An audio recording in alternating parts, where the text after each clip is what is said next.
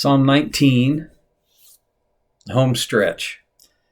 Last verse, verse 14. May the words of my mouth and the meditation of my heart be pleasing to you, O Lord, my rock and my redeemer. Well, I've talked about the words of my mouth and the meditation of my heart. Although I saw something this morning in the meditation of my heart. I had been making the meditation plural, the meditations of my heart, and it's not plural; it's singular. The meditation of my heart. And I wonder, I don't see this as a big thing, but maybe it's worth saying. I wonder if there's the idea that I've got some meditation going on in my heart always. Sometimes because the idea of meditation, in fact, probably one of the most used ideas for what meditation is has to do with the fact that it's the idea and word is connected to what cows do as they digest their food. They chew it, swallow it. It comes back up, they chew it, swallow it, and it makes its way through a series of stomachs. Well, it's kind of a nasty, gross picture, but in a way, what meditation is bringing it back up, chewing it again. Our hearts do that virtually continuously. And so maybe it's worth a little poke at the idea that the meditation of my heart, I want what David wants, or what he said he wanted. And that was that this, more or less constant regurgitation of thought and dwelling on it, and this constant meditation would be pleasing to God. Now, here is probably even, well, not probably, it is more significant, more important, more valuable even than the idea of singular meditation. What pleases God? I grew up, pardon me, in a church tradition that was essentially all about pleasing God. But the picture that I got, and I don't know, well, first of all, I can't remember very many specific things I was taught as a child, really. I don't remember anybody ever saying pleasing God equals this. But I picked up the idea that pleasing God equals try harder. You're not doing well enough, so try harder. You won't please God at this rate.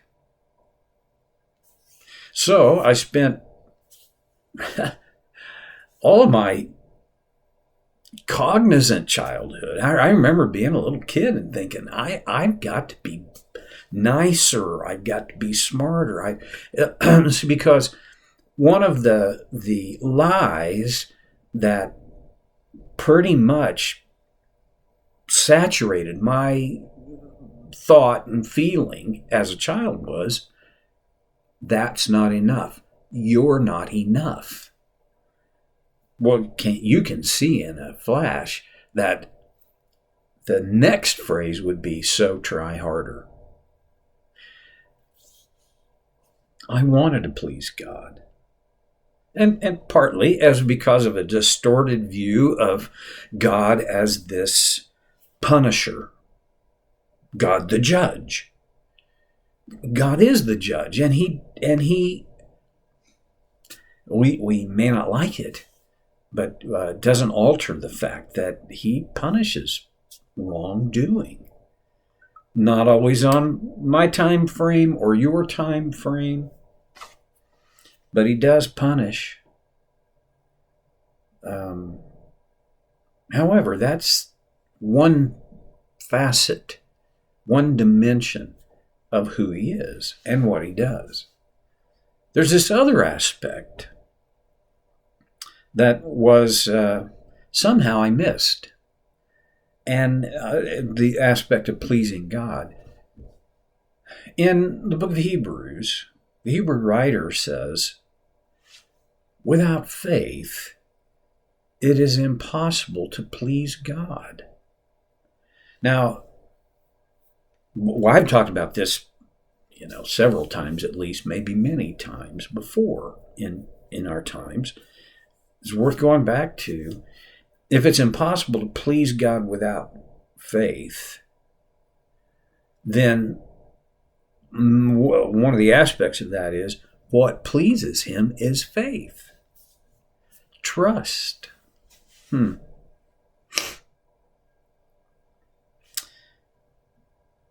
I please God most and best when I trust him. And that just seems too easy and too, I don't know, nebulous. I mean, it's kind of fuzzy that I trust him and that pleases him. Well, it really stands to reason. One of the things in my life, the thing that most pleases me in my marriage and in my family is knowing that Debbie, our daughters and sons-in-law, and our grandkids trust me. They love me. And out of that love comes trust.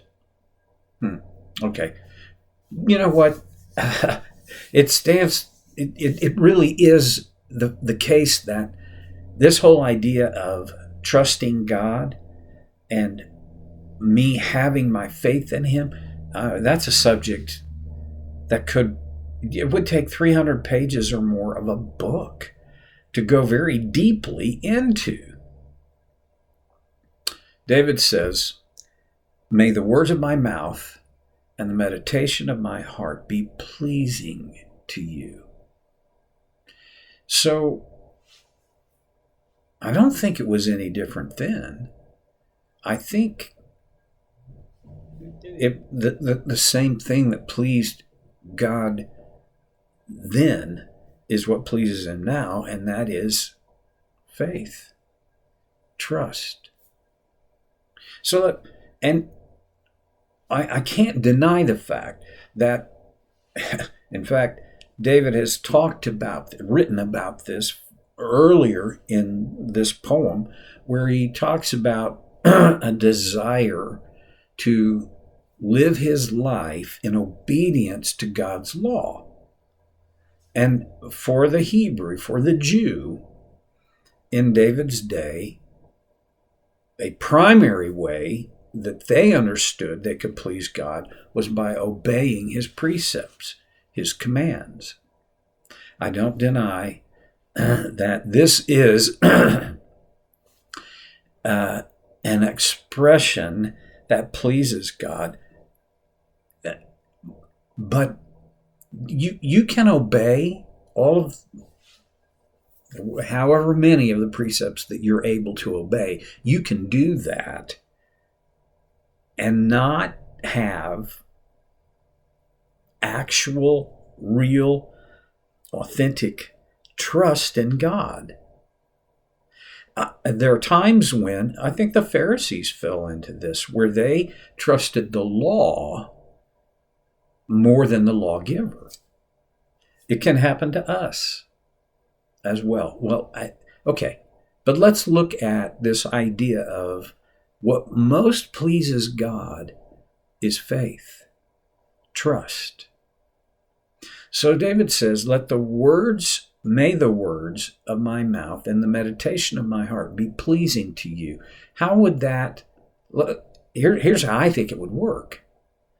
My words and my thoughts are anchored in trust.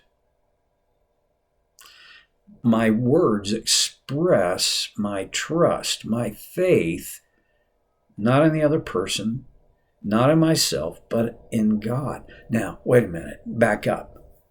I think my words need to express my faith in trustworthy people and my faith in my trustworthiness. Yeah, but that's secondary. That is a secondary expression. The primary expression has to somehow be how I trust God. I have a long time ago discovered for myself that in my prayers, most of my prayers were, give me, please, please, help me, give me. That is not a bad prayer, okay? Because Jesus said, ask. And when he modeled prayer for the disciples, part of what he included was, give us today our daily bread. So the supplication, the request part, that's legitimate. But almost the entirety of my prayers were about, please, please, please, give me. So I decided maybe a way that I could somehow reshape the way I pray is to more often say, I trust you, God, for, mostly in my life, it's provision of health, provision of income, provision of opportunity and wisdom, and on and on and on it goes. I put my trust in you for. And this is not for God's benefit. This is for my benefit. John Ortberg is a teacher, preacher, thinker, author who I very much admire and get tons of inspiration and insight when I listen to him or read his books. And one of his phrases that he uses often is, I can't, he can, I think I'll let him. Well, that is one way of saying, I put my trust in him. And nothing pleases God like me, you, trusting him. Faith pleases him. I want to please him, and I know you want to please him. But I've struggled all my life to have more faith. Try harder to have more faith. This didn't work very much for me. Learning how to trust him has been the journey of my life, and I'm not done with it yet. I don't think I'll be done with it until I'm dead. Well, I don't know about you, but I'm thinking most of us, we probably need some help in this area of trusting God, because we all want to please him. And what we know pleases him is faith. How do I get there? Well, you get there one baby step at a time, mostly. So, my challenge today is pretty simple. Baby step. Just keep baby stepping. I'll see you next time on Soul Care with Stevie Boy.